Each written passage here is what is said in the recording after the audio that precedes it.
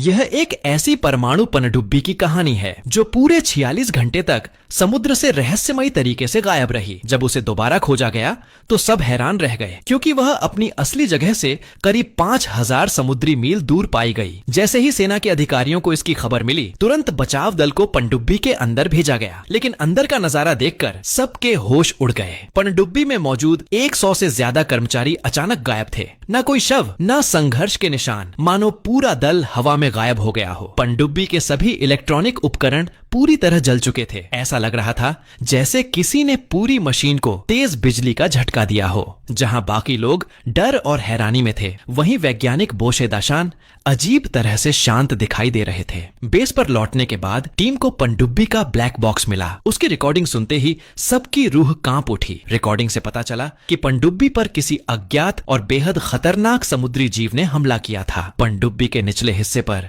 विशाल दांतों और पंजों के निशान साफ दिखाई दे रहे थे। उधर समुद्री वैज्ञानिक डॉक्टर श्याओमेई अपने रोजमर्रा के समुद्री मिशन पर गहराई में उतर रही थीं। जब वह लगभग 5000 फीट गहराई तक पहुंची तो समुद्र के नीचे गर्म ज्वालामुखीय क्षेत्र दिखाई दिया, जहां अनोखा समुद्री जीवन पनप रहा था। वह अपने नोट्स बना ही रही थीं कि अचानक एक भयानक गर्जना सुनाई दी। जिज्ञासा में उन्होंने बाहर देखा और तभी एक विशाल चमकता हुआ जीव बिजली की गति से उनके पास से गुजर गया। डरी हुई श्याओमेई ने तुरंत कंट्रोल रूम से पूछा कि क्या रडार पर कोई जीव दिखाई दे रहा है, लेकिन जवाब मिला, रडार पूरी तरह खाली है। खुद को संभालते हुए उन्होंने और नीचे उतरना जारी रखा। करीब 8500 फीट की गहराई पर उन्हें एक मृत ज्वालामुखी का गड्ढा दिखा, जो इतना गहरा था कि उसका अंत दिखाई ही नहीं दे रहा था। जिज्ञासा के कारण उन्होंने अंदर जाने का फैसला किया, लेकिन तभी भयावह घटना शुरू हो गई। अचानक पनडुब्बी की गहराई तेजी से बदलने लगी, मानो कोई विशाल ताकत उसे नीचे से धक्का दे रही हो। इसके साथ ही डरावनी चीख जैसी आवाजें गूंजने लगीं, जो कंट्रोल रूम तक सुनाई देने लगीं। अगले ही पल पनडुब्बी की पूरी बिजली व्यवस्था बंद हो गई और श्याओमेई का संपर्क टूट गया। जब उन्होंने खिड़की से बाहर देखा तो दर्जनों विशाल समुद्री जीव पनडुब्बी से टकरा रहे थे। कुछ समय बाद सब अचानक शांत हो गया और वह किसी तरह बच निकली। जमीन पर लौटते ही उन्होंने अधिकारियों को बताया कि उन्होंने जिस जीव को देखा वह दुनिया की किसी भी जात प्रजाति से मेल नहीं खाता। वह अब तक पाए गए सभी समुद्री जीवों से कई गुना बड़ा था, यानी साफ था। समुद्र की गहराइयों में एक बिल्कुल नई प्रजाति मौजूद है। इसी दौरान समुद्र में 3 लोग गहरे पानी में मछली पकड़ रहे थे। उन्होंने एक छोटे मगरमच्छ को चारे के रूप में समुद्र में फेंका। कुछ ही देर में एक विशाल शार्क उस चारे में फंस गई। बहुत मेहनत के बाद जब उन्होंने शार्क को नाव तक खींचा तो उनका खून जम गया। सैकड़ों किलो वजन वाली शार्क का पूरा शरीर गायब था, सिर्फ उसका सिर बचा था। उसी समय समुद्र की गहराई में 2 लड़कों को अजीब से अंडे मिले। जिज्ञासा में एक लड़का उन अंडों को घर ले आया और अपने मछली घर में रख दिया। उसे बिल्कुल अंदाजा नहीं था कि इन अंडों से जन्म लेने वाला जीव कितना खतरनाक होगा। अगली सुबह मछली घर की सारी मछलियां गायब थीं। तभी अचानक कांच का टैंक जोरदार धमाके से टूट गया। घर की लाइटें झिलमिलाने लगीं और टीवी का सिग्नल भी बंद हो गया। सीढ़ियों पर एक 4 पैरों वाला अजीब जीव तेजी से रेंग रहा था। लड़का उसके पीछे भागा और उसके निशानों का पीछा करते हुए अपनी बहन के कमरे तक पहुंच गया। बहन को बाहर भेजकर उसने दरवाजा बंद किया और बाथरूम में उस जीव को ढूंढ निकाला। वह कोई मछली नहीं थी, बल्कि किसी प्राचीन समुद्री दानव जैसी दिख रही थी। घबराकर उसने उस छोटे समुद्री जीव को कपड़े में लपेट लिया। नीचे जाकर उसने अपने दोस्त को बुलाया और दोनों ने मिलकर उस जीव को एक डिब्बे में बंद कर स्टोर रूम में छिपा दिया। स्पष्ट था वे उस समुद्री दानव को पालना चाहते थे। उधर श्याओमेई जैसे ही अपने कार्यस्थल पहुंची, सरकार द्वारा भेजे गए वैज्ञानिक दाशान उन्हें पूछताछ के लिए ले गए। उन्होंने गंभीर आवाज में पूछा, समुद्री जीव को देखने के बाद क्या तुम्हारे शरीर में कोई बदलाव महसूस हुआ? श्याओमेई ने मना किया। यह सुनते ही दाशान का रवैया बदल गया। उन्होंने कहा कि जो कुछ उसने देखा वह सिर्फ उसका भ्रम था और फिर उन्होंने पनडुब्बी की सारी रिकॉर्डिंग जब्त करने का आदेश दे दिया। श्याओमेई अब समझ चुकी थी सरकार किसी बहुत बड़े सच को दुनिया से छिपा रही है, इसलिए उसने ऊपर से तो बात मान ली, लेकिन मन ही मन तय कर लिया कि वह इस रहस्य की जांच कभी बंद नहीं करेगी। उसी समय समुद्र में फिर से उस रहस्यमयी समुद्री दानव की झलक दिखाई दी। मेक्सिको की खाड़ी में द झुआंग अपने छोटे भाई के साथ मछली पकड़ने के लिए गोता लगाने जा रहा था। दोनों पूरी तैयारी के साथ पानी में उतरे, लेकिन नीचे जाते ही उसके नासमझ भाई ने उत्साह में आकर हारपून गन से सीधे उस विशाल समुद्री जीव पर हमला कर दिया। हमला होते ही समुद्री दानव भड़क उठा। कुछ ही सेकंड में उसने लड़के को अपनी ताकतवर पकड़ में लिया और उसे गहराई की ओर घसीट ले गया। दझुआंग अपने भाई को बचाने के लिए पीछे भागा, लेकिन उस दानव की रफ्तार के सामने वह बिल्कुल बेबस था। वह सिर्फ देखता रह गया और उसका भाई गहरे समुद्र में गायब हो गया। थोड़ी देर बाद दाझुआंग की ऑक्सीजन खत्म हो गई। जब उसके साथी उसे बाहर लाए, वह बेहोश होकर समुद्र की सतह पर तैर रहा था। होश आने पर उसने खुद को अस्पताल में पाया। जब उसकी पत्नी ने बताया कि अभी तक उसके भाई का शव भी नहीं मिला है, तो वह अपराध बोध में टूट गया। कुछ समय बाद टीवी पर एक खबर चली, समुद्र किनारे एक विशाल अज्ञात जीव का शव मिला है। दझुआंग ने उसे देखते ही पहचान लिया। यही वही दानव था जिसने उसके भाई को समुद्र में खींच लिया था। अब उसने फैसला किया वह खुद जाकर सच्चाई पता लगाएगा। उधर श्याओमई ने भी वही खबर देखी। उसे तुरंत समझ आ गया कि यही वही जीव है जिसे उसने करीब 8000 फीट की गहराई में देखा था। सच दुनिया के सामने लाने के लिए वह भी उस समुद्र तट की ओर निकल पड़ी, लेकिन मामला उतना आसान नहीं था। वैज्ञानिकों ने जब उस मृत जीव की जांच की तो उसके दांत देखकर सब दंग रह गए। हर दांत लगभग 1 मीटर लंबा था और पेड़ के तने जितना मोटा। शोध के लिए मशीनों की मदद से उस दानव का करीब 5 मीटर लंबा जबड़ा खोला गया। अंदर मोटे और खतरनाक दांतों की कई कतारें थीं। जब जांच उपकरण उसके मुंह के अंदर भेजा गया तो पता चला कि उसके शरीर में बड़ी संख्या में परजीवी जीव मौजूद थे। इसके बाद वैज्ञानिकों ने उसके फेफड़े खोज निकाले, जिससे साबित हुआ कि वह कोई मछली नहीं बल्कि एक स्तनधारी जीव था। और गहराई से जांच करने के लिए वैज्ञानिकों ने मशीन की ऊर्जा बढ़ानी शुरू की। आखिरकार उस जीव की त्वचा प्रतिक्रिया देने लगी, लेकिन तभी मॉनिटर अचानक झिलमिलाने लगा। स्थिति को खतरे में देखकर दाशान ने तुरंत जांच रोकने को कहा, पर तब तक बहुत देर हो चुकी थी। अचानक दानव की त्वचा फट गई और उसमें से जहरीला तरल बाहर फूट पड़ा। तेज धमाके जैसी ताकत से वैज्ञानिक दहाई दूर जा गिरा। जब लोग उसकी मदद के लिए पहुंचे तो देखा उसका चेहरा बुरी तरह जल चुका था। उसे तुरंत अस्पताल ले जाया गया। डॉक्टरों ने बताया कि भले ही वह बच जाए, लेकिन उसके चेहरे पर जिंदगी भर के निशान रहेंगे। इसी दौरान अचानक उसकी दिल की धड़कन तेजी से बढ़ने लगी और उसके चेहरे से पीला तरल बहने लगा। नर्सों ने तुरंत डॉक्टरों को बुलाकर इलाज शुरू किया। उधर श्याओमई उस समुद्र तट पर पहुंच गई जहां दानव का शव मिला था, लेकिन सेना ने पूरे इलाके को सील कर दिया था। किसी को भी अंदर जाने की अनुमति नहीं थी। तभी एक आदमी सुरक्षा घेरा तोड़कर अंदर घुसने की कोशिश करता है, लेकिन सैनिक तुरंत उसे पकड़ लेते हैं। वह आदमी और कोई नहीं बल्कि दाझुआंग था। कुछ देर बाद श्याओमई और दाझुआंग दोनों को एक सैन्य शिविर में ले जाकर चेतावनी दी गई और फिर छोड़ दिया गया। लेकिन दोनों हार मानने वाले नहीं थे। उन्होंने एक मछली पकड़ने वाली नाव खरीदी और रात के अंधेरे में चुपके से समुद्र तट के पास पहुंच गए। अंधेरे और झाड़ियों का सहारा लेकर दाझुआंग धीरे धीरे तट की ओर बढ़ा और वहां काम कर रहे लोगों पर नजर रखने लगा। इधर श्याओमई अपने बेटे के साथ नाव पर इंतजार कर रही थी। अचानक उसका बेटा जोर से चिल्लाया। चारों तरफ छोटे छोटे परजीवी जीव रेंग रहे थे। श्याओमई ने तुरंत उनमें से एक को पकड़ लिया और होटल वापस आ गई। उसने उस जीव का पेट काटकर नमूना सुरक्षित रखा। एक समुद्री वैज्ञानिक होने के नाते उसे अब साफ महसूस हो रहा था, सच बहुत करीब है। उधर अस्पताल में गंभीर रूप से घायल दहाई के साथ कुछ और भी डरावना होने वाला था। अस्पताल में भर्ती दहाई के शरीर में अचानक अजीब जीवन संकेत दिखाई देने लगे। उसकी दिल की धड़कन प्रति मिनट सिर्फ 5 बार रह गई थी। डॉक्टरों के अनुसार उसकी हालत बिल्कुल ऐसी थी जैसे कोई इंसान गहरी सर्दियों की नींद यानी हाइबरनेशन में चला गया हो। लेकिन तभी अचानक दहाई ने अपनी आंखें खोल दी। उसने अपने शरीर से जुड़े सारे मेडिकल उपकरण खींचकर निकाल दिए और धीरे धीरे चेहरे पर बंधी पट्टियां भी हटा दी। जब नर्स कमरे में पहुंची तो सामने का दृश्य देखकर उसके होश उड़ गए। जिस चेहरे पर गहरे घाव होने चाहिए थे वह पूरी तरह ठीक हो चुका था। जब डॉक्टर दाशान को यह खबर मिली तो उन्होंने तुरंत अंदाजा लगा लिया कि समुद्री दानव के शरीर से निकला तरल घावों को तेजी से भरने की अद्भुत क्षमता रखता है। उसी समय पेंटागन से आया अधिकारी श्याओहेई डॉक्टर दाशान से मिलने पहुंचा। उसने बताया कि समुद्र की सतह पर एक बेहद रहस्यमयी घटना घटी है। आसमान में उड़ रही एक लड़की ने देखा कि शांत झील का पानी अचानक उफान मारने लगा। अगले ही पल वहां एक विशाल भंवर बन गया। खतरे को समझते ही लड़की ने अपने साथियों से दिशा बदलने को कहा, लेकिन कोई उसकी बात समझ नहीं पाया और देखते ही देखते वह खुद उस भंवर में समा गई। दूसरी ओर श्याओहेई ने दाशान को बताया कि जमीन के अंदर स्थित एक झील में भी ऐसा ही विशाल भंवर बना है। दोनों तुरंत वहां पहुंचे, लेकिन वहां पहुंचकर सब हैरान रह गए। जो झील पहले पानी से भरी थी वह सिर्फ एक दिन में पूरी तरह खाली हो चुकी थी। अब वहां सिर्फ एक विशाल गहरा गड्ढा बचा था। गड्ढे के अंदर तापमान इतना ज्यादा था कि किसी इंसान को नीचे भेजना असंभव था। इसलिए जांच के लिए एक रिमोट कंट्रोल रोबोट अंदर भेजा गया। इसी दौरान श्याओमेई परजीवी जीव के पेट का नमूना लेकर लैब पहुंची। उसके अंदर समुद्री दानव के मांस के अंश मौजूद थे। जांच का परिणाम देखकर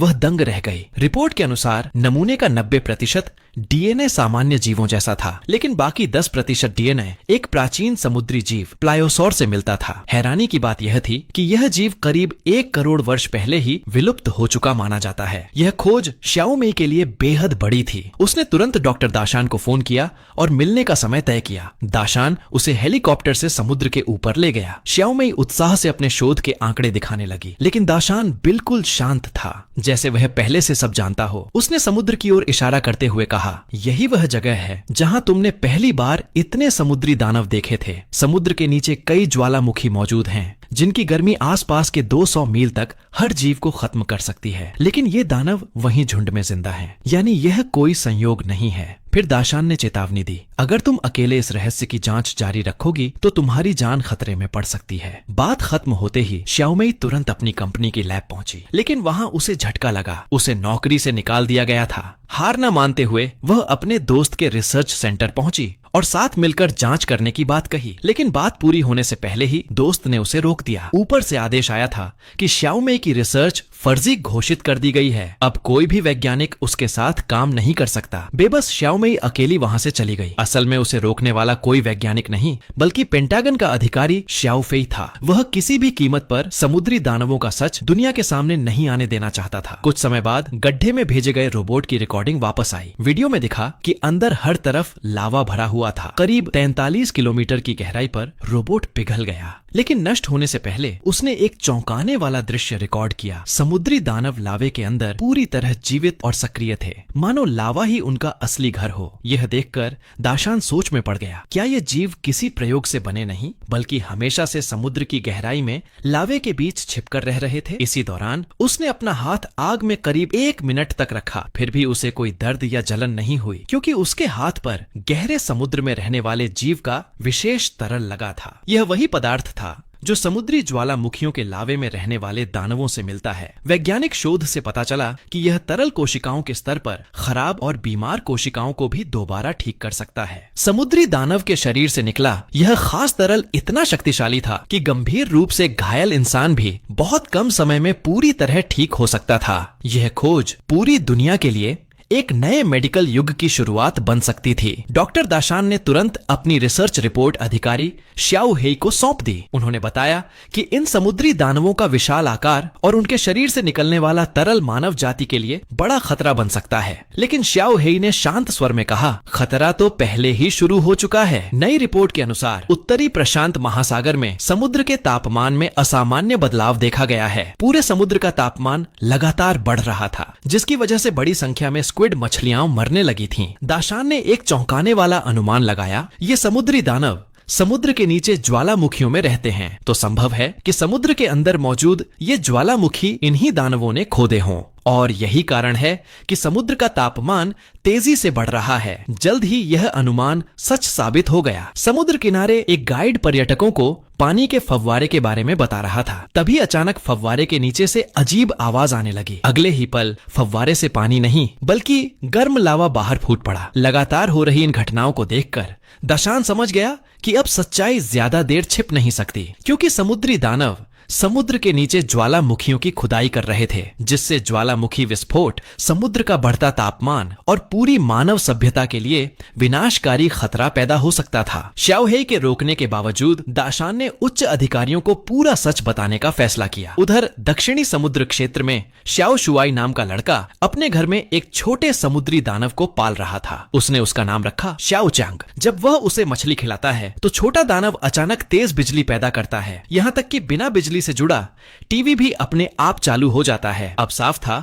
यह जीव पृथ्वी पर मौजूद किसी भी जात जीव से कहीं ज्यादा खतरनाक था। इसी बीच गहरे समुद्र में स्थित एक लाइट हाउस पर अजीब घटना घटी। रात का चौकीदार टीवी देख रहा था, तभी उसे बाहर से रहस्यमयी आवाज सुनाई दी। जैसे ही उसने खिड़की से बाहर देखा, एक भयावह दृश्य सामने था। कुछ ही दूरी पर एक विशाल समुद्री जीव धीरे धीरे समुद्र में गायब हो गया। दूसरी तरफ समुद्र तट पर हजारों मृत स्क्विड मछलियां अचानक किनारे पर आ गईं। गईं। नौकरी खो चुकी समुद्री वैज्ञानिक श्याओ मेई अब एक रेस्टोरेंट में पार्ट टाइम काम कर रही थी। वहाँ भी उसने बड़ी मात्रा में ताजी मरी हुई स्क्विड देखी। उसे तुरंत समझ आ गया समुद्र के अंदर कुछ बहुत बड़ा हो रहा है। वह तुरंत अपने मछुआरे दोस्त श्याओलियांग के पास गई। काफी मनाने के बाद श्याओलियांग उसे नाव से जांच के लिए ले जाने को तैयार हो गया। कुछ ही देर बाद उन्होंने समुद्र में एक चौंकाने वाला दृश्य देखा। दो विशाल वयस्क मछलियां रहस्यमय तरीके से मरी हुई तैर रही थीं। उनके पूरे शरीर पर भयानक काटने के निशान थे। इसका मतलब साफ था, समुद्री दानव पास ही मौजूद था। दोनों उसका पीछा करने लगे, लेकिन अचानक दानव ने दिशा बदली और सीधा उनकी नाव की ओर बढ़ने लगा। नाव के पास समुद्र की सतह पर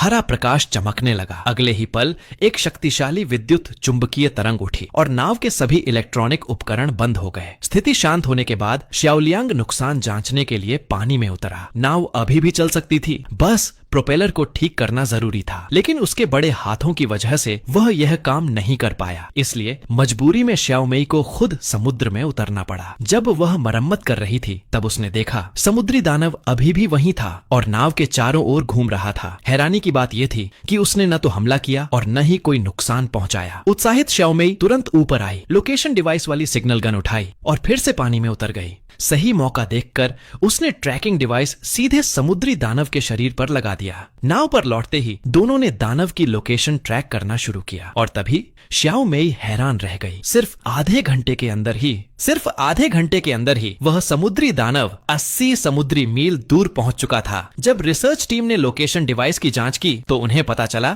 कि यह ट्रैकर श्याओ मेई ने लगाया था। यह खबर तुरंत अधिकारी श्याओ हेई तक पहुंचा दी गई। श्याओ हेई समझ गया, अगर श्याओ मेई ने समुद्री दानव की जानकारी दुनिया के सामने ला दी तो पूरी जनता में डर और अफरा तफरी फैल जाएगी। इसलिए उसने फैसला लिया श्याओ मेई को हमेशा के लिए चुप करा दिया जाए। लेकिन इस बार डॉक्टर दाशान उसके सामने खड़े हो गए। दाशान के कड़े विरोध की वजह से श्याओ मेई की जान तो बच गई, लेकिन श्याओ हेई के दिमाग में अब एक और ज्यादा खतरनाक योजना जन्म ले चुकी थी। उधर श्याओ मेई की मुलाकात दानव को ट्रैक कर रहे दाजुआंग से हुई। जब दोनों उसकी मूवमेंट देख रहे थे तो श्याओ मेई अचानक चौंक गई। समुद्री दानव धीरे धीरे जमीन की ओर बढ़ रहा था। उसे समझ आ गया कि यह दुनिया का पहला मौका हो सकता है जब दानव कैमरे में कैद होगा। दोनों तुरंत उस लोकेशन की तरफ निकल पड़े, लेकिन यह खबर सिर्फ उनके पास ही नहीं थी। समुद्र किनारे एक विशाल रहस्यमयी जीव दिखाई दिया। देखते ही देखते सैकड़ों पर्यटक वहां इकट्ठा हो गए। लोग हैरानी से बातें करते हुए उसकी तस्वीरें लेने लगे। यह देखकर श्याओ मेई बेहद खुश थी। उसे लगा अब सेना सच नहीं छिपा पाएगी। कुछ देर बाद समुद्री सुरक्षा बल मौके पर पहुंचे, लेकिन उस विशाल जीव पर हमला करने की उनकी हिम्मत नहीं हुई। उन्होंने सिर्फ सायरन बजाकर उसे वापस समुद्र में जाने की चेतावनी दी। कुछ ही पलों में समुद्र फिर शांत हो गया। किनारे खड़े लोग सुरक्षा टीम के लिए तालियां बजाने लगे। सबको लगा खतरा टल गया है। तभी अचानक एक तेज और दर्दनाक आवाज गूंजी। समुद्र की सतह पर हरा प्रकाश फैल गया। अगले ही सेकंड भयंकर इलेक्ट्रोमैग्नेटिक पल्स निकला। पूरे तट की बिजली लाइनें एक साथ बंद हो गईं। हालांकि पल्स खत्म होते ही समुद्री दानव खुद ही वहां से चला गया। रात होते ही सेना ने खबर दबाने के लिए सभी गवाहों को वहीं रोक लिया। तभी डॉक्टर दाशान श्याओ मेई से मिलने पहुंचे। श्याओ मेई ने गुस्से में कहा, आज सैकड़ों कैमरों ने दानव की रिकॉर्डिंग की है, अब तुम लोग सच्चाई कैसे छिपाओगे? दाशान मुस्कुराए और उसे अपना कैमरा देखने को कहा। श्याओ मेई हैरान रह गई। दानव द्वारा छोड़े गए इलेक्ट्रोमैग्नेटिक पल्स ने 2 किलोमीटर के अंदर मौजूद सभी इलेक्ट्रॉनिक डेटा नष्ट कर दिया था, यानी कोई सबूत बचा ही नहीं। इसके बाद दाशान ने कहा, मैं चाहता हूं तुम हमारी टीम ज्वाइन करो, क्योंकि जो काम सेना करोड़ों खर्च करके भी नहीं कर पाई वह तुमने अकेले कर दिखाया। श्याओ मेई अभी सोच ही रही थी कि दाशान ने उसे भविष्य के बड़े सपने दिखाने शुरू कर दिए।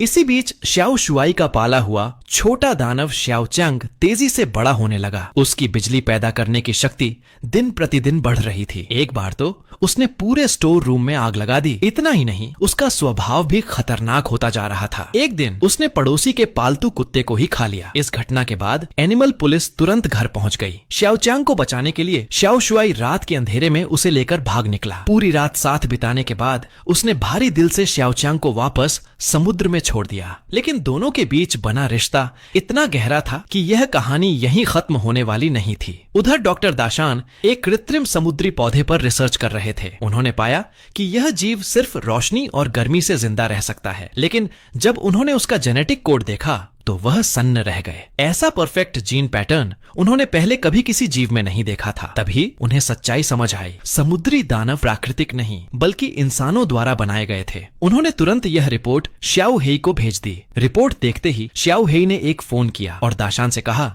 तैयार हो जाइए, आपको सीधे पेंटागन भेजा जा रहा है। लेकिन फोन रखते ही एक तेज रफ्तार कार ने दाशान को टक्कर मार दी और वहीं उनकी मौत हो गई। कुछ देर बाद उनके असिस्टेंट दहाई को कुछ गड़बड़ महसूस हुई। उसने तुरंत सारी रिसर्च फाइलें कॉपी की, समुद्री पौधे के सैंपल उठाए और वहां से भाग निकला। लेकिन भागते समय दाहाई की पीठ बुरी तरह घायल हो चुकी थी, लेकिन किस्मत से वह किसी तरह वहां से भाग निकलने में सफल रहा। दूसरी तरफ श्याओ मेई और दाजुआंग टीवी पर समुद्री दानव की खबर देख रहे थे। लेकिन हैरानी की बात यह थी कि ऊपर बैठे अधिकारियों ने इतनी जबरदस्त कवर अप प्लानिंग की कि उसी दिन मौजूद लोगों ने कहना शुरू कर दिया, उन्होंने कोई रहस्यमयी जीव देखा ही नहीं। तभी अचानक घर के बाहर जोरदार धमाका हुआ। दोनों भागकर बाहर पहुंचे और देखा गंभीर रूप से घायल दाहाई दरवाजे पर गिरा पड़ा था। मरने से पहले उसने श्याओमेई को एक रहस्यमयी चाबी दी और अगले ही पल उसकी मौत हो गई। अब मामला सिर्फ जांच का नहीं बल्कि जान का खतरा बन चुका था। यह सब देखकर श्याओमेई डर गई। उसने फैसला किया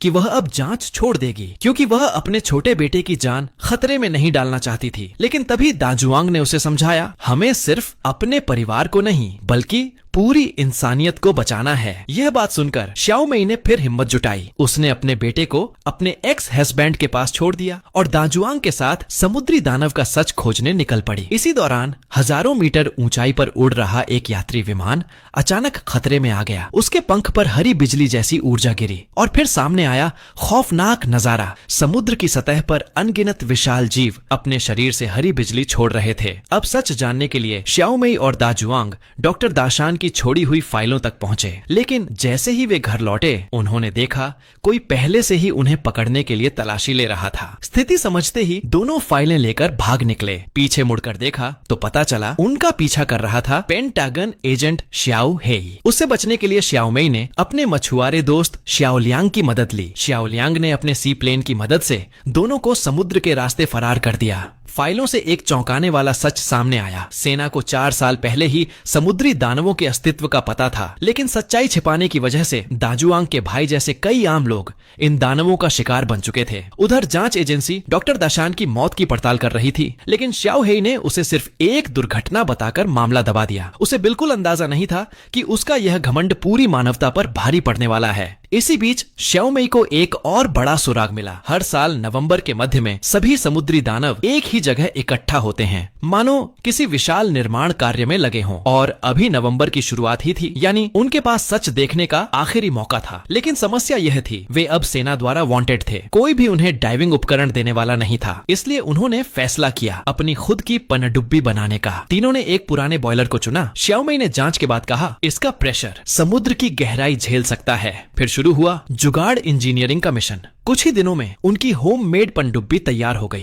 पहला टेस्ट किया गया, लेकिन सीलिंग कमजोर होने की वजह से पनडुब्बी पानी से भर गई। हार मानने के बजाय उन्होंने उसे और बेहतर बनाया। इस बार उसमें एक इमरजेंसी एस्केप बोट भी लगाई गई। अगर बैटरी खत्म हो जाए तो वह खुद ब खुद उन्हें समुद्र की सतह तक ले आए। अब असली मिशन शुरू हुआ। श्याओमेई और दाजुआंग समुद्र की गहराई में उतरने लगे, जबकि ऊपर से श्याओलियांग रस्सी के जरिए पनडुब्बी को संभाल रहा था। शुरुआत सब ठीक थी, लेकिन 3000 फीट नीचे पहुंचते ही खिड़की से पानी रिसने लगा। श्याओलियांग ने तुरंत काबल रोक दी। दोनों वापस लौटने ही वाले थे कि अचानक समुद्री दानव की डरावनी आवाज गूंजी। उन्हें समझ आ गया, अगर अब लौटे तो दानवों की सभा हमेशा के लिए छूट जाएगी, और उन्होंने खतरा उठाने का फैसला किया। पनडुब्बी 4000 फीट गहराई तक पहुंच गई। तभी श्याओमेई ने देखा समुद्र तल पर एक विशाल ज्वालामुखी क्रेटर। उसने तुरंत कैमरा निकाला और रिकॉर्डिंग शुरू की। लेकिन जो उसने देखा उसने पूरी दुनिया की सच्चाई बदल दी। समुद्री दानव झुंड में प्रजनन कर रहे थे और उसी समय ऊपर मौजूद श्याओलियांग की नाव के इंस्ट्रूमेंट पैनल ने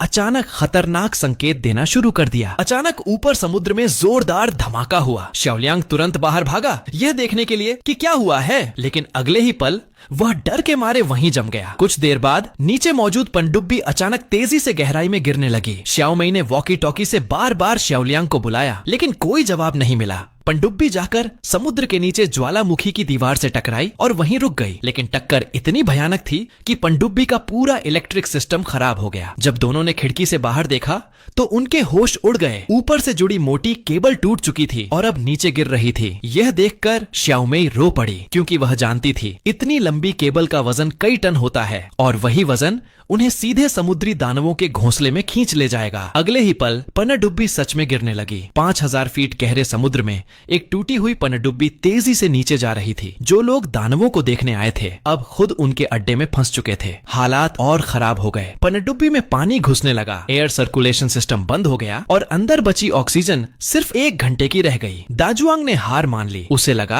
अब बचना नामुमकिन है। लेकिन तभी श्याओमेई के दिमाग में एक बात आई। उसने मजाक में कहा, मेरे इतने महंगे कॉस्मेटिक्स अभी बचे हैं, मैं ऐसे नहीं मर सकती। फिर उसने दाजुआंग को झकझोरते हुए कहा, अगर जिंदा बाहर निकल गए तो जिंदगी बदल जाएगी। ये सुनकर दाजुआंग में फिर हिम्मत आ गई। दोनों ने मिलकर टूटे हुए सर्किट सिस्टम को ठीक करना शुरू किया। कुछ देर बाद बिजली सिस्टम फिर चालू हो गया। श्याओमेई ने तुरंत इमरजेंसी लाइफ बोट का स्विच दबाया, लेकिन कुछ भी नहीं हुआ। तभी उन्हें समझ आया, लाइफ बोट पनडुब्बी के नीचे दब चुकी थी। अब उम्मीद लगभग खत्म थी। फिर भी हार न मानते हुए श्याओमेई ने रेडियो से ऊपर संपर्क करने की कोशिश की। कई मिनट गुजर गए, कोई जवाब नहीं। अब अंदर की हवा सिर्फ आधे घंटे की बची थी। तभी अचानक रेडियो में आवाज सुनाई दी। श्याओमेई तुरंत मदद मांगने लगी, लेकिन सामने वाला उनकी भाषा समझ ही नहीं पाया और संपर्क टूट गया। उधर सेना को भी यह SOS सिग्नल मिल चुका था। सिग्नल सीधे श्याओहेई तक पहुंचाया गया। आवाज सुनते ही उसे समझ आ गया, यह श्याओमेई है। उसके साथियों ने पूछा, क्या बचाव के लिए पनडुब्बी भेजें?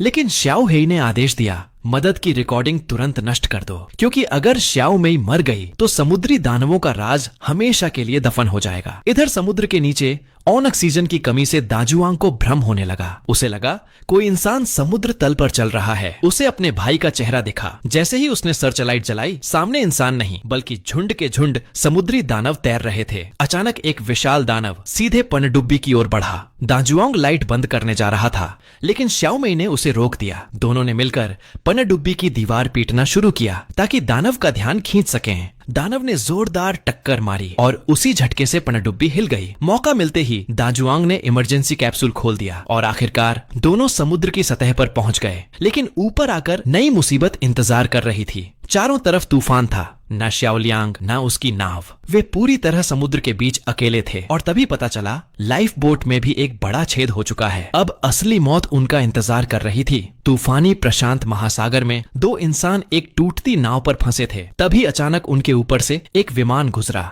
दाजुआंग ने तुरंत सिग्नल गन चलाई, लेकिन विमान ने उन्हें देखा ही नहीं। उल्टा सिग्नल की आग से नाव में और बड़ा छेद हो गया। घबराकर दाजुआंग बैग से रिपेयर पैच निकालने लगा, लेकिन घबराहट में वह पैच भी समुद्र में गिर गया। अब उफनती लहरों के बीच उनकी आखिरी उम्मीद भी डूब चुकी थी। समुद्र के बीच फंसे दाजुआंग के पास अब कोई रास्ता नहीं बचा था। आखिरकार उसे मजबूर होकर समुद्र में छलांग लगानी पड़ी ताकि वह नाव को बचाने वाला पैच ढूंढ सके। काफी कोशिशों के बाद जब पैच लगभग समुद्र में डूबने ही वाला था, तभी दाजुआंग ने उसे पकड़ लिया और किसी तरह वापस लाइफ बोट तक लौट आया। पूरी रात दोनों बिना सोए संघर्ष करते रहे, लेकिन सुबह होते होते उनकी पीने का पानी भी लगभग खत्म होने लगा। मुसीबत यहीं खत्म नहीं हुई। अचानक श्याओमेई ने देखा कि करीब 20 फीट लंबी एक विशाल शार्क उनकी लाइफ बोट के चारों ओर चक्कर लगा रही है। समुद्र विज्ञान की डॉक्टर होने के कारण श्याओमेई तुरंत समझ गई कि शार्क बहुत जल्द हमला कर सकती है। यह सुनते ही दाजुआंग ने जल्दी से सिग्नल गन निकाली और फ्लेयर चलाकर शार्क को भगाने की कोशिश करने लगा। लेकिन श्याओमेई ने तुरंत उसे रोक दिया, क्योंकि गलत समय पर ऐसा करना और खतरनाक हो सकता था। रात गहराने के बाद काफी देर तक डराने की कोशिश के बाद आखिरकार शार्क वहां से चली गई। तभी श्याओमेई की नजर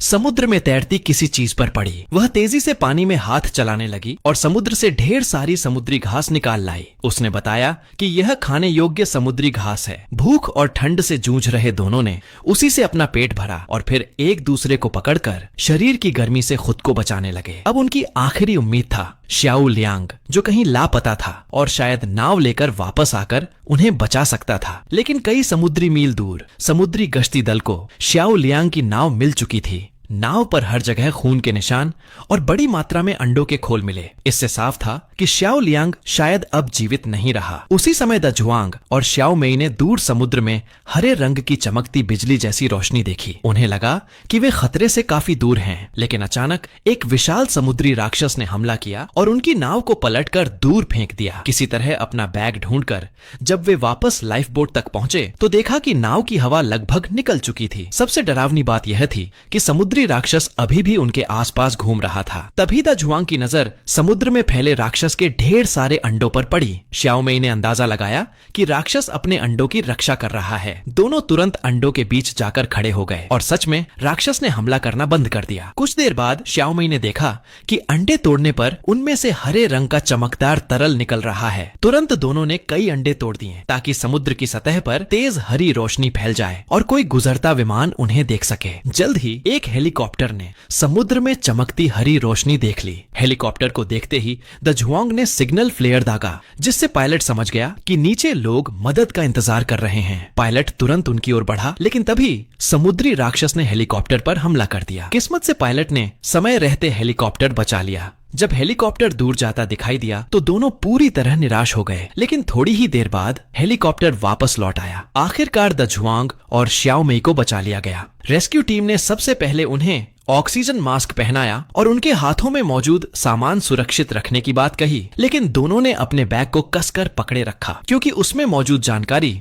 उन्होंने अपनी जान जोखिम में डालकर हासिल की थी। अब सच दुनिया के सामने आने वाला था, लेकिन क्या कहानी सच में यहीं खत्म होने वाली थी? गहरे समुद्र में दो मछुआरों के जाल में एक अजीब जीव फंस गया। उसका रूप बिल्कुल डायनासोर के बच्चे जैसा था। मछुआरों ने सोचा कि इसे बेचकर अच्छा पैसा मिल सकता है, इसीलिए उन्होंने उसे जिंदा रख लिया। आधी रात होते ही वह छोटा समुद्री राक्षस जोर जोर से आवाजें निकालने लगा। नींद में शादी का सपना देख रहे दाढ़ी वाले आदमी की नींद खुल गई और वह गुस्से से भर उठा। उसने गुस्से में उस छोटे राक्षस को उठाकर ठंडे स्टोरेज रूम में फेंक दिया। अगले दिन कप्तान ने देखा कि कोल्ड स्टोरेज की ठंडी हवा बाहर निकल रही है। जांच करने पर पता चला कि पूरा सिस्टम खराब हो चुका है और मछलियों से भरा गोदाम सड़ गया है। तभी दाढ़ी वाले आदमी की नजर उस छोटे समुद्री राक्षस पर पड़ी और उसे समझ आ गया कि असली गुनहगार वही है। गुस्से में वह उसे मारने ही वाला था कि अचानक छोटे राक्षस ने हमला कर दिया। कुछ देर की जद्दोजहद के बाद आदमी ने उसे पकड़ तो लिया, लेकिन तभी राक्षस ने बिजली जैसा झटका छोड़ा और उसे बेहोश कर दिया। मौका मिलते ही वह थैले से निकलकर वापस समुद्र में कूद गया। उसी समय समुद्र किनारे भी राक्षस की मौजूदगी दिखाई देने लगी। एक आदमी का हथौड़ा पानी में गिर गया। जैसे ही वह उसे निकालने के लिए पानी में हाथ डालता है, अचानक किसी चीज ने उसका हाथ काट लिया। जब उसने हाथ बाहर निकाला तो उसकी छोटी उंगली गायब थी। किनारे खड़े लोग उसकी चीख सुनकर तुरंत उसकी ओर दौड़ पड़े। जब किनारे पहुंचे तो देखा कि आदमी पहले ही मृत हो चुका था। कुछ देर बाद पुलिस मौके पर आई और साथ में मछली घर के समुद्री विशेषज्ञ द चुइंग को बुलाया। द चुइंग ने मृतक के शरीर पर चोटों का निरीक्षण किया। उन्हें वहां बिजली के झटकों के निशान भी दिखाई दिए। इससे उन्होंने अंदाजा लगाया कि यह किसी विद्युत जीव के कारण हुआ है। तभी एक पुलिस वाले ने चिल्लाकर कहा कि उसने किसी अजीब जीव के पैरों के निशान देखे हैं।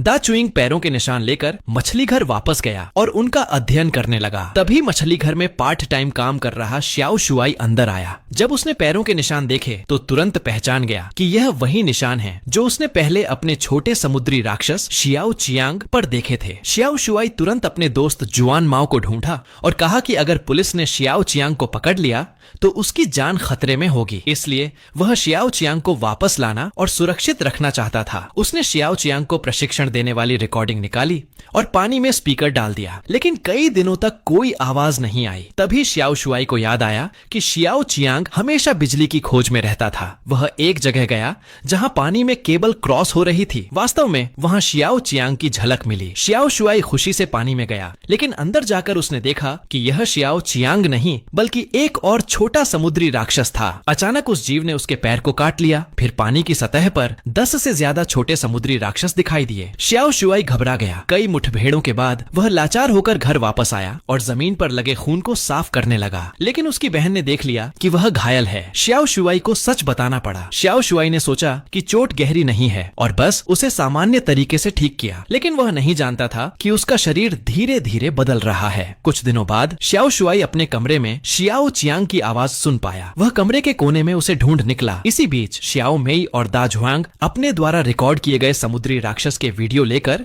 एक पत्रकार दोस्त के पास गए। जब पत्रकार ने वीडियो देखा तो उसने तुरंत अपने वरिष्ठों के साथ श्याओ मेई को मिलने का प्रबंध किया और समुद्री राक्षस पर विशेष रिपोर्ट प्रकाशित करने की योजना बनाई। लेकिन पेंटागन का छोटा ब्लैक यह खबर सुनते ही मीडिया पर दबाव डालने लगा। श्याओ मेई द्वारा रिकॉर्ड की गई जानकारी को विशेषज्ञों ने कंप्यूटर एनिमेशन बताया। साथ ही टीवी पर श्याओ मेई पर पेपर चोरी का आरोप भी लगा दिया गया। इस तरह लोगों की नजर में श्याओ मेई एक धोखेबाज बन गई। जब श्याओ मेई और दा जुआंग भ्रमित थे तभी एक रहस्यमय फोन आया। फोन करने वाले ने कहा कि वह समुद्री राक्षस की सारी जानकारी जानता है और उन्हें सेना के अपराध उजागर करने में मदद करेगा। इसी समय सामने वाला लड़का 48 डिग्री बुखार के साथ परेशान था। इतना तेज बुखार सामान्य मानव क्षमता से बाहर था। अचानक लड़का बेहोश हो गया। डॉक्टरों ने उसे तुरंत आपातकालीन कक्ष में ले जाया। बढ़ते तापमान के कारण उसे बर्फ में रखा गया ताकि बुखार कम हो सके। जांच के बाद डॉक्टरों ने बताया कि लड़के के जीवन चिन्ह अजीब हैं। हालांकि उसके पैरों पर काटने के निशान थे, लेकिन वे बुखार का कारण नहीं थे। मात्र यही पता चला कि उसके शरीर में इलेक्ट्रोलाइट्स असंतुलित हैं। बहन ने डॉक्टरों को श्याओ शुआई की चोट के बारे में पूरी जानकारी दी। कुछ ही समय बाद उसने श्याओ शुआई के पाले हुए रहस्यमय जीव शियाओ चियांग को अस्पताल ले आई। चूंकि उसे डॉक्टर के पास ले जाना मुश्किल था, इसलिए बहन ने शियाओ चियांग को टेबल पर रखा। तभी समुद्री विशेषज्ञ दा चुइंग आए। बहन ने उन्हें तुरंत शियाओ चियांग के पिंजरे के पास ले जाकर दिखाया, लेकिन देखा कि शियाओ चियांग पिंजरे को काटकर भाग गया। जानवर की खतरनाक प्रकृति को समझते हुए अस्पताल ने तुरंत पुलिस को बुलाया। जब डॉक्टर श्याओ शुआई की स्थिति देखने गए तो देखा कि शियाओ चियांग उसकी चोट को चाट रहा था। किसी के आने पर शियाओ चियांग भाग गया, लेकिन जल्दी ही पुलिस ने उसे कोने में घेर लिया। इसी दौरान शियाओ शुआई का दिल रुक गया। डॉक्टरों ने उसे इलेक्ट्रिक शॉक दिया। गन की आवाज के साथ शियाओ शुआई अचानक होश में आया और बिना किसी की रोक टोक के भाग खड़ा हुआ। जब शियाओ शुआई ने देखा कि शियाओ चियांग को मारा गया है तो वह दुख और सदमे से फिर बेहोश हो गया। रात के समय उसकी बहन ने देखा कि उसका पैर लगातार कंपा रहा है। जैसे ही उसने कंबल उठाया, उसने देखा कि शियाओ शुआई का पहले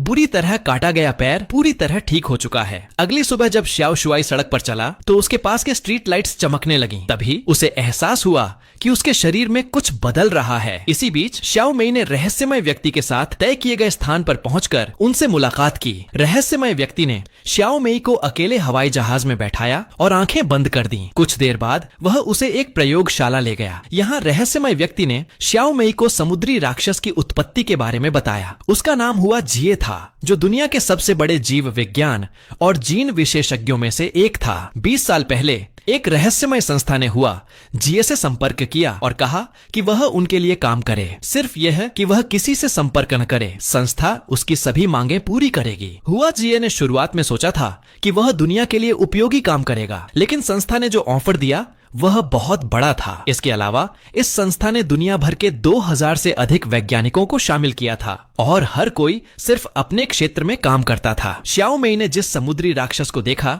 वह हुआ जिए द्वारा बनाया गया था। हुआ जिए ने महसूस किया कि उसका शोध अब मानवता के लिए खतरा बन चुका है। जब उसने श्याओ मेई का वीडियो इंटरनेट पर देखा, फिर हुआ जिए ने श्याओ मेई को बहुत महत्वपूर्ण जानकारी दी, लेकिन श्याओ मेई चक्कर खा गई और बेहोश हो गई। जब वह होश में आई तो पता चला कि उसे पहले ही प्रयोगशाला से बाहर भेज दिया गया था। इसके बाद श्याओ मेई और दा जुआंग ने हुआ जिए की दी हुई जानकारी के आधार पर जांच शुरू की। उनका पता दुनिया की सबसे बड़ी फार्मास्यूटिकल कंपनी तक गया, लेकिन जो उन्होंने अगला देखा उसने उनकी सोच पूरी तरह बदल दी। समुद्र में एक ऐसा विशालकाय जीव था जो मछली पकड़ने वाली नौकाओं तक निगल सकता था, लेकिन उसका बच्चा किसी कोने में फंसा हुआ था। पुलिस की गोली चलने के साथ समुद्री राक्षस शियाओ चियांग ने जोर से ठोकर मारी। कुछ ही समय बाद शियाओ शुआई उसके शरीर के सामने खड़ा था। जैसे ही वह दुखी था, एक चमत्कारी घटना हुई जिसे गोली लगी थी और जो मृत लग रहा था, शियाओ चियांग अचानक जिंदा हो गया। फिर वह एक छलांग लगाकर मेज के नीचे छुप गया। शियाओ शुआई जल्दी से एक मछली लेकर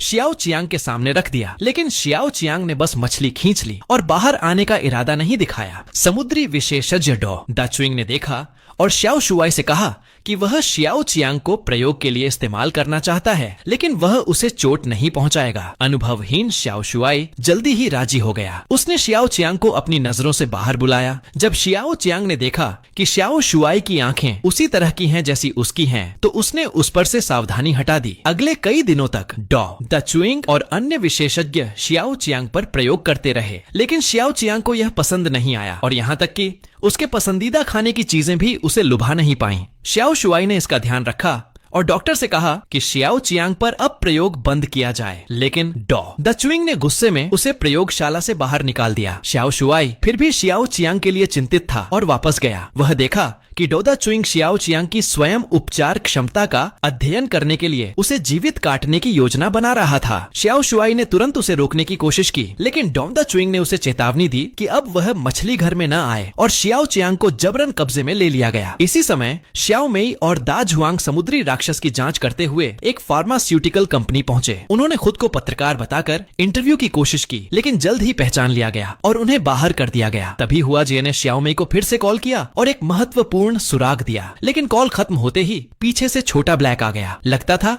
कि हुआ जिये को गंभीर खतरा है। शियाओ मेई और दा जुआंग ने हुआ जिये के सुराग के अनुसार एक पुरानी वीडियो टेप ढूंढी। जब उन्होंने टेप चलाया तो दोनों दंग रह गए, क्योंकि टेप में वही चेहरा दिखा जो हमेशा उनका पीछा करता रहा, छोटा ब्लैक। लेकिन यह वीडियो टेप 1977 का था। इसका मतलब है कि अब छोटा ब्लैक 100 साल से अधिक का होना चाहिए था, तो वह अब भी इतना जवान कैसे दिख रहा था। इसी बीच शियाओ शुआई और उसकी प्रेमिका शियाओ हुआ समुद्र किनारे घूमने गए। अचानक उन्हें किसी की मदद मांगने की आवाज सुनाई दी। वे दौड़कर देखने गए और पाया कि एक तैरता हुआ स्कूल छात्र अचानक गायब हो गया। शियाओ शुआई ने देखा कि दूर समुद्र की सतह पर हरी बिजली जैसी चमक दिखाई दे रही थी। उसे समझ आ गया कि वह छात्र समुद्री राक्षस द्वारा खींचा गया है। रात भर की खोज के बाद लोग घास के बीच छात्र का कटा हुआ हाथ ढूंढ निकले। पुलिस ने मामले पर प्रेस कॉन्फ्रेंस की, लेकिन जनता पुलिस की लापरवाही से नाराज थी। यहाँ तक कि पीड़ित के पिता ने समुद्र में पाए गए समुद्री राक्षस के अंडे पुलिस के सामने फेंक दिए और कहा कि समुद्र में ऐसे अंडे पूरे इलाके में फैले हुए हैं। यदि इन जीवों को तुरंत न रोका गया तो लोग सुरक्षित नहीं रह पाएंगे। जनता के दबाव में पुलिस ने कार्रवाई शुरू की। जब उन्हें पता चला कि मछली घर में एक छोटा समुद्री राक्षस है, तो उन्होंने शियाओ शुआई से कहा